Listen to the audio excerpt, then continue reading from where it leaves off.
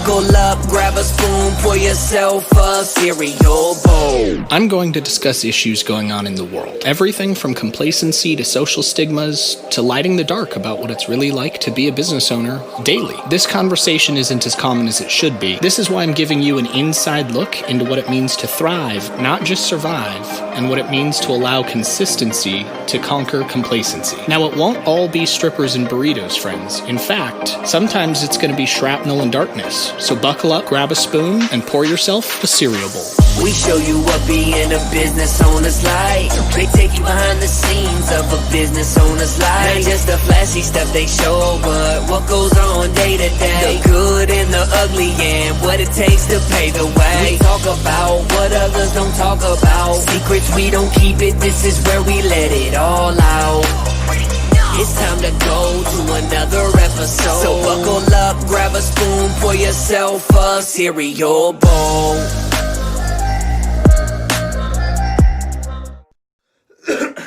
What's up, guys? Welcome to Funnel Friday with me, Bryce, from The Inbound Secret and funnel-driven part of Virtually Limitless. Trey wanted me to hop on and do Funnel Fridays for you guys. So I've got this machine, and this camera, but we're going to do this in kind of a weird way. So whoever does hop on, we're going to kind of do Q&A separate from just a brief lesson. I'm going to flip the camera around so you can see the whiteboard. I'm going to be writing on that here in a moment. And then any questions you have, feel free to put them in chat, but I won't see them until I come back to this side of the camera. So I'm using the iPhone, so that way when I write, it's not backwards. If I do it this way and I can see at the same time, it's just not going to work super well. What's going on, Becky? So I want to make sure that we can get through kind of the meat of this, and then I'll hop back on and we'll do a face-to-face. I'll do a Q&A. I'll answer any questions you guys put in chat. But today's Funnel Friday is pretty straightforward. We're going to cover the high-level concepts of what funnels are, how you should instrument them, what the purpose of the ecosystem is, and then I'm going to blueprint for you. So let's get to it. I'm going to flip the camera around. I'll see you on that side. Remember, any comments you put down here, anything that you write to me, I won't see right away. It'll have to happen after I do the whiteboard for you guys. So let's get started. Hopefully all of you guys can see this. I believe you can. So let's get rocking and rolling. Welcome to Funnel Friday, day one. So, a lot of you guys in here are either familiar with funnels or maybe you're brand new to funnels, but I want to cover a few things for you. The word funnel and ecosystem in my vocabulary are synonymous and can be replaced. A true sales funnel is an ecosystem. If I could spell, that would be great. There we go. A lot of the internet community has decided that sales funnel means landing page. That is not the case. A true sales funnel is taking cold traffic and helping them be identified, capturing their attention, converting their attention, retaining them as a client, nurturing them, having all of the systems in place to do that. So from 0 to 100. That's the definition of an ecosystem, and that's the true definition of a sales funnel. So that's going to be what we're talking about today. Now, I'm going to cover two main sales funnels today, and I'm going to blueprint these for you right now. So we've got the Ask system, and many of you are familiar with Ask campaigns. This is how to do it in a sales funnel. And then the general lead gen campaign. Now, both of these are going to have a starting point, and you'll see that placed here in the middle of social media, organic traffic, ads, groups. It's your source. So when we're talking about your source, this works for both of them. This is your Facebook ads, etc. Primarily, most of you are going to start with Facebook ads. It's the most profitable way to start advertising, especially since you're here in Facebook to begin with. So we're going to focus on that. Later on down the road, in future Funnel Fridays, I'll introduce LinkedIn, Twitter advertising, Google, YouTube, pre-roll, post-roll, press. We'll get all into the nitty-gritty, but for today, I want to give you a high-level overview of sales funnels, their mechanics, and kind of how they the process works, so to speak. So if we were to split this board straight down the middle, there's two different ways that you really want to be able to capture your leads information in the form of a sales funnel, whether it be appointment setting or list building or subscriber building, or you're looking to just get penetration of your market, or you're doing consumer reporting or focus groups. The concepts are the same. Most of you are going to be doing lead gen or some kind of sales aspect where a subscriber list is necessary, such as e-com. We're going to start with the ask system. So an ask campaign by design is you want to be able to ask or survey your ideal clients and the avatars you've put in place, your audience, to get customer feedback as well as to position your offers in the right way. So this is typically done through survey modules. If you want to take a look at one of the ones that we use here at Funnel Driven and the Inbound Secret, if you go to workwithfdllc.com, you can just take a good example. You don't have to opt in. I'm not trying to sell you anything, but it gives you a visual representation of what an ask or a survey system is. Now these work pretty straightforward. You're going to have your ad or your source that we talked about up here. Now this is going to be pushing a presentation. Your offer is to ask a question. You're surveying your audience. So you can start with an ad similar to, what's your general opinion of X in X? So let's say that you're a car salesman. You could ask your audience, what's been your experience buying cars from used car sales lots? And have a survey that captures that information. So your ad is to drive them for whatever your ask is, and this leads them to your first part of your sales funnel. This is your squeeze page. Now on an ask campaign, this is typically where the survey starts as well. You can put in a bridge page. It's actually recommended to use bridge pages these days because Facebook is really cracking down and like cracking the whip on poor marketing campaigns. Now, before I go any further in today's lesson, I want you guys to be aware of something. Facebook's new updates, their new algorithms, their new policies, their new biz manager, their new features, all have some relevance to their page ranking, their account quality score. You guys need to at all times keep your page score above 2 and your ad account score above 2. If they drop below 2, they will start penalizing you on ad delivery, ad process, how many people they show it to, your cost per, your CPM, your cost per result, your cost per really anything, your cost per anything. They're going to penalize you. Your learning phase will be longer, review process will be longer. You may have more denials or reviews or appeals. Now, if you drop below 1, they will shut your page off and they will keep penalizing you. So be sure that all content you put out is quality content. It needs to connect the community and you need to make sure you're compliant. If you have questions about that, we'll cover that in another Funnel Friday. And if you need immediate help on compliance, feel free to PM me or drop a comment and tag me in the group. I am always happy to help. To continue our lesson on the Ask campaign, now if you do the bridge set's basically just a landing page and it'll have like a button that will take them to your survey, right? It's just an addition to it.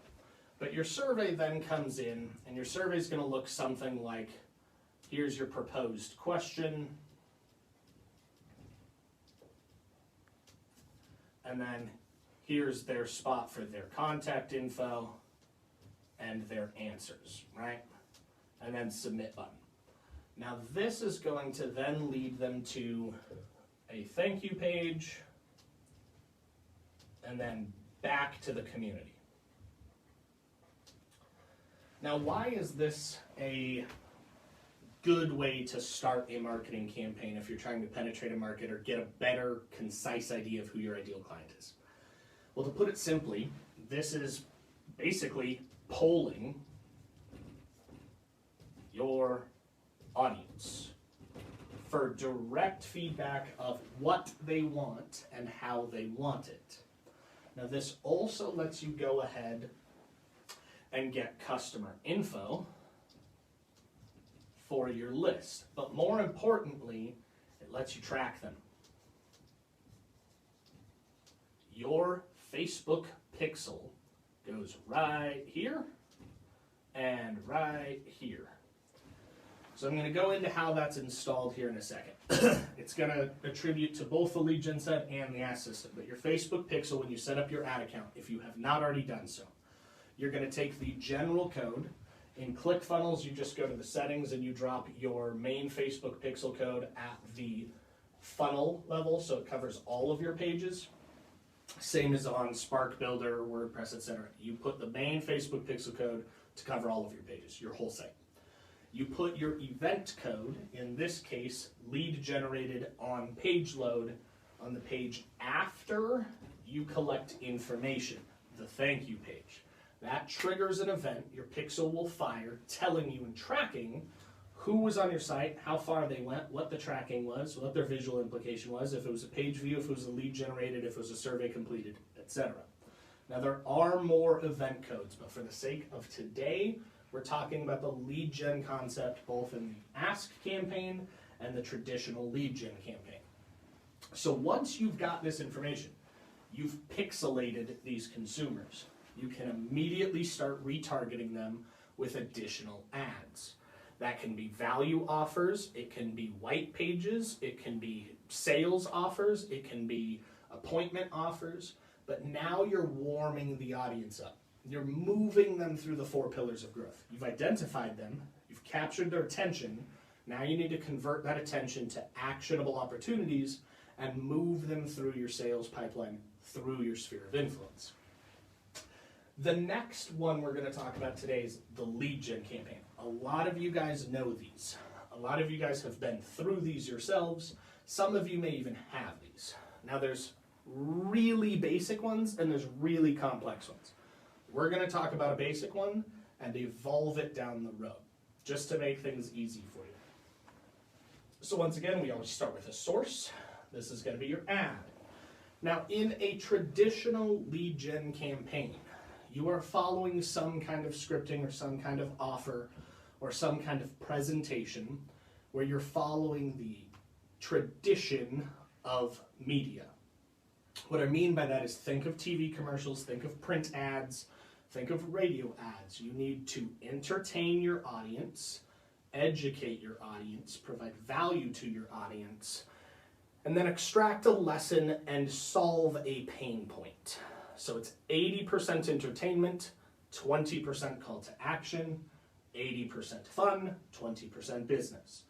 That is going to transition to a higher conversion, a lower cost per lead, more impressions, a better frequency, an all-around better advertising experience. Now, there are a few things to keep in mind when we're talking about these. Your ad for lead gen should solve pain.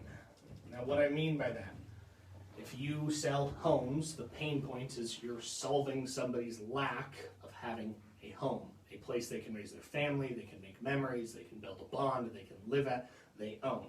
If you sell mortgages, you're solving the pain of somebody being able to buy a home. If you sell cars, the pain is transportation and what transportation can mean to their family.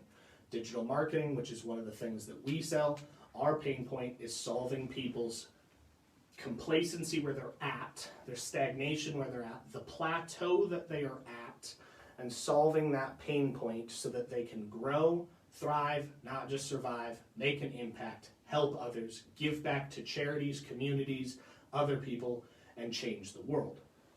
There are a ton of different ways to do this, but the most important is your ad needs to convey emotion, not just facts. Now, a simple example of this is, are you looking to do X without Y to get Z, right?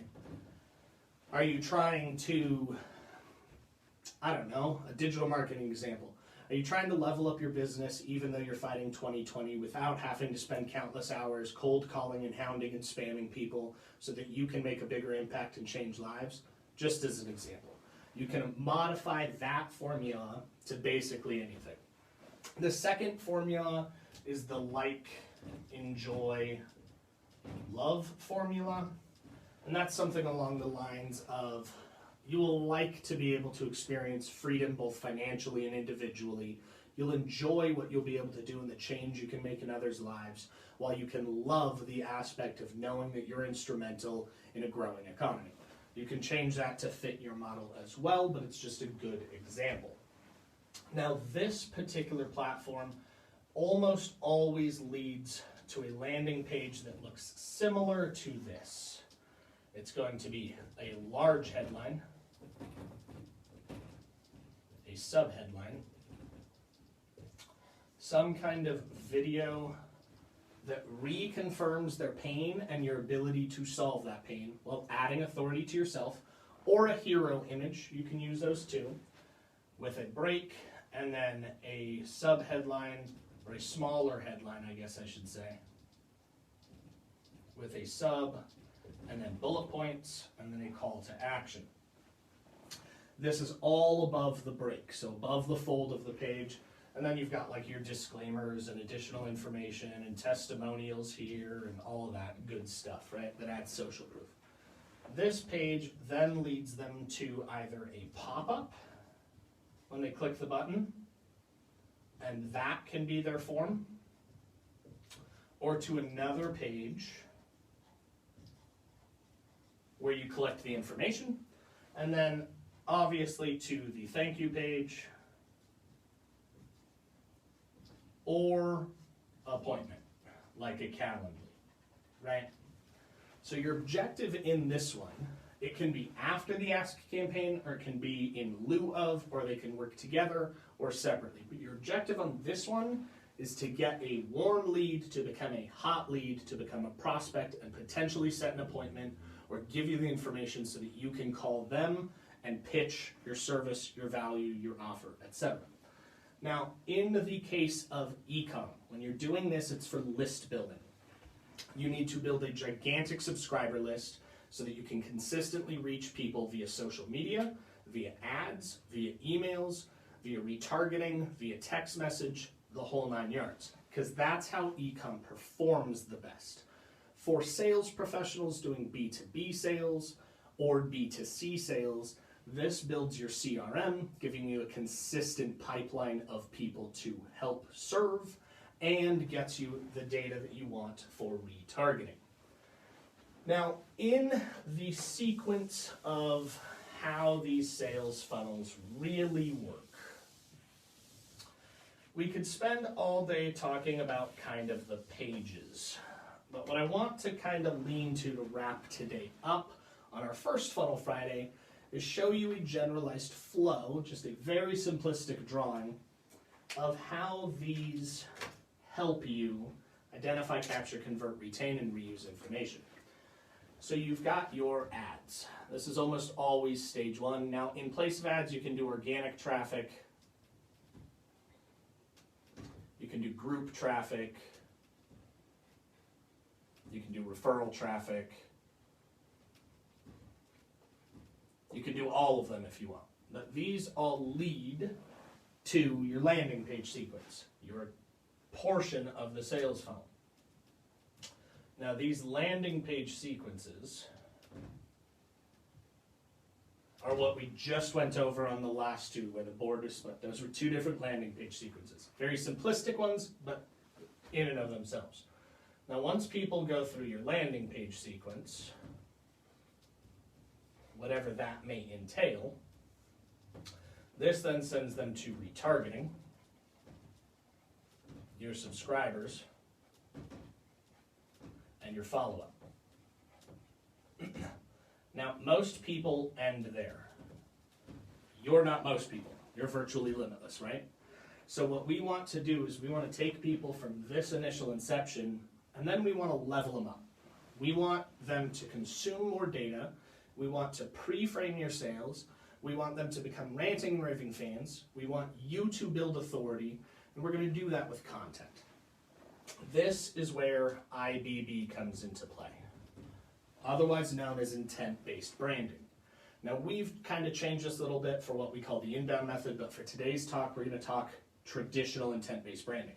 It's typically 4 to 7 weeks, depending on how you do it, and it is an evergreen system. To do it properly, you need to have videos or the ability to go live and then turn those videos into ads.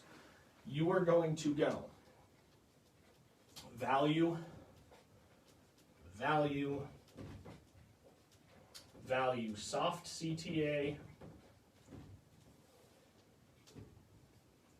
value, hard CTA, FOMO, fear of missing out CTA, follow-up, reset, or retarget. Now, this is not the only flow for intent-based branding. This is just one that's very easy and effective for you to do. This removes your necessity to have to go in and have 47 different layers of interests, behavioral data. You can start this with almost no data, and everybody watching this can benefit from it. Now, any data that you do have that you can leverage will just boost these results.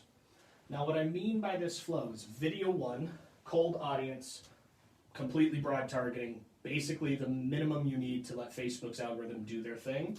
You're just going to be providing value. You're going to answer pain points, answer questions, provide value, give assets, actually help people by helping people. Same as video 2, but it's going to be a follow-up to video 1. The people that engage with video 1, you're going to retarget with video 2, based on breakpoints of 25%, 50%, 75%, 100% engagement. Then from there, you're going to retarget those participants on more refined breakpoints, 5, 15, 25, 50, 75, 100, etc. Now, in the third video, you're going to have a soft call to action. Typically speaking, this part of the funnel is almost always neglected. A soft call to action is not a click a button or click below. It's you verbally having a pattern break where you interrupt yourself with a different train of thought and you offer them to go somewhere to give them something free with no expectation of information or return. Just a download, go watch this video, go consume this data, get free stuff with no expectation of getting information. That lets you track them once again. Then you're going to immediately start retargeting with your next video with a hard call to action. This is where you want their information, you want their appointment, you want them to buy a product, you want them to purchase a service, you want to close them and convert them. This is where your ROI starts. Then if they don't take action, those same participants are going to be retargeted by fear of missing out call to action. That's going to be scarcity if it's legitimate. It's going to be social proof. It's going to be your registration, your time frame, your promotion, whatever is going to get them to experience the fear of missing out ethically and with integrity and always moral, but you need to have some kind of trigger to pull at their emotion that they're experiencing pain that you know you can solve so that they can take advantage of that opportunity to work with you and you can solve their issue.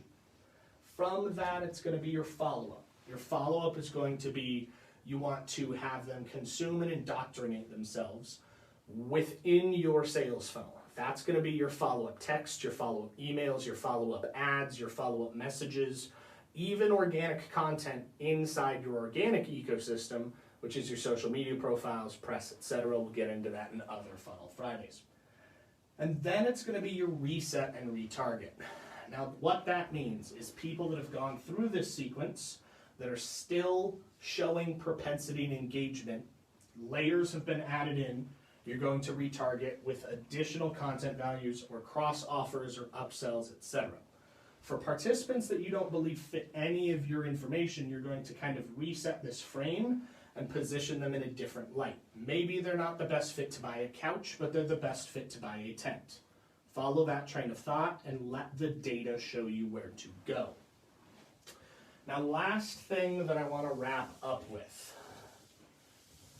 This is something that everybody seems to think about too late when we're talking about sales funnels. You do not have to have the most polished, shiny, beautiful sales funnel on the freaking planet for it to convert. A lot of times, simplicity sells. You need to just be able to, within the first 3 to 5 seconds of somebody coming to your sales funnel, whether it be starting phase at your source or your second phase in your landing page sequence, It'd be in the part of your sales funnel and ecosystem where we're talking about follow-up and retention. It'd be your nurturing campaign. It'd be your 5 C's of scale, wherever they're at in your sales funnel, from 0 to 100. They just need to be able to identify what you do. They need to be captivated by what you have. They need to know how to purchase from you, and it needs to hold their attention. So if it's the landing page sequence, within 5 seconds, they need to know who you are, what you sell, how to buy it, where you are, and what pain you're going to solve. Think about that when you're thinking about the customer journey, so that your customer always experiences the best methodology for becoming a client of yours, so that you can build out the authority, the relevance, the weight and acuity that you want for a higher edge rank on Facebook, so that your sales funnel, your ecosystem, and all around your sphere of influence grows, so your sales grow, and you can thrive, not just survive, by helping others do the same. Thank you for watching today. I'm going to come to the other side of the camera, answer some questions, read some comments. Now, if anybody's watching the replay, please just tag me if you have a question I didn't answer or you want some information, and then I will see you guys on the next Funnel Friday.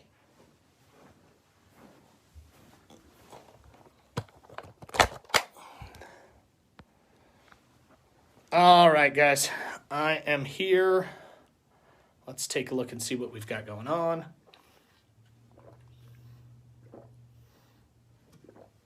What's going on, Austin? It looks like you missed it. Just catch the replay. Becky, if you had any questions, drop them in comments. Anybody else, if you've got questions, comments, anything you want me to cover, any information you want me to cover, I've got the media room all set up. I'll be in here today. I'm happy to answer questions.